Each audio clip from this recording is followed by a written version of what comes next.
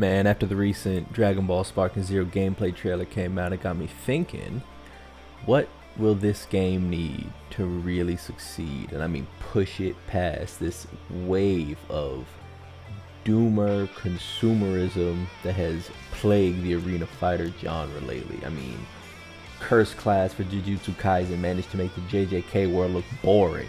Naruto Ultimate Ninja Storm Connections, whatever it was called, like, does that game even exist anymore?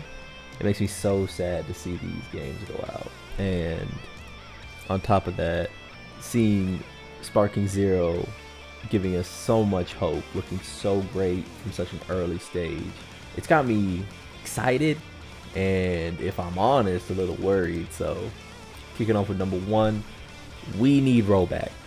Yeah, that's right. I'm not holding my cards. I'm not gonna sugarcoat it. We need rollback, and we do not need that Dragon Ball Fighter shit. Yeah, I played Fighters for 3 years that it existed, maybe closer to 2. I'm a fighting game player, so I had my hand in other fighting games. Strive came out, Street Fighter 6 came out. By that point, for Dragon Ball Fighters, it was clearly on the decline, but I still kept in touch with the tournaments and such that went on. That said, whatever that version of rollback that came out that was so disappointing, that was riddled with bugs, that was somehow managed to lower the graphic fidelity of this beautiful game, we need that out. We need that out, and we need rollback on launch. We need lobbies on launch. We need to be able to play this game. We need to be able to stream this game. We need to be able to record this beautiful ass game. Why did you make it so beautiful if you ain't gonna let us play it? Bam, go.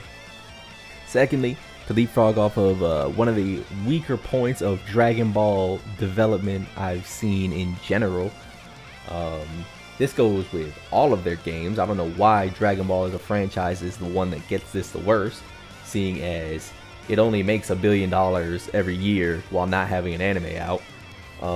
Communication, man. I don't know how many times it's been that I've been following the Dragon Ball property and it has been radio silent. For whatever reason, it took the fighting game community 20 years of video game development to get the Japanese devs talking to us, even though the West clearly loves and supports these franchises.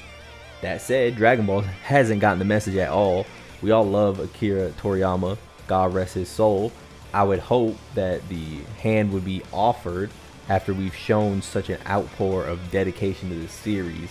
We want communication. We want to be able to hear what the devs think when we make content. We want to hear what the devs think when they set up DLC or roadmap. Dokkan is a game I follow, and Dokkan's roadmap when it first dropped was laughable. I don't care what you think of this thing. I don't care if you think it's the best thing in the world, the worst thing in the world. If you looked at that roadmap with a straight face and said, that's good information, you need to get the dick out of your mouth.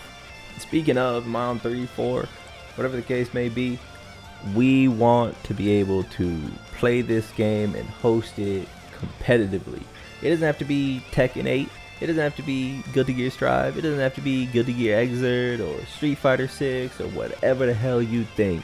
But I'm not gonna lie, when I watched the tournament for Naruto Ultimate Ninja Storm Connections, I don't know, man, it just looks sad. Like, it just seems so much like there was an ambivalence to what people poured their life into. I remembered watching, I was never really into this. I've never really been into the arena fighter space like that.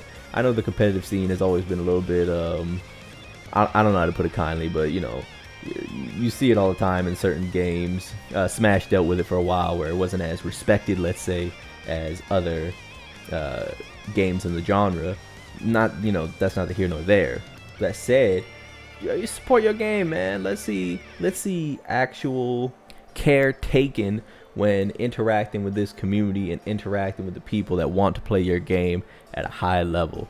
I don't think that you need to balance it around this scene. I mean, look at Pokemon, right? Pokemon is clearly not balanced around its competitive scene. If you're just strictly looking at Game Freak and Nintendo's philosophy, you have a company that has stated and attempted to shut down multiple venues when it comes to ROM hacking these games for difficulty, hosting tournaments independently in Smash Bros. Case.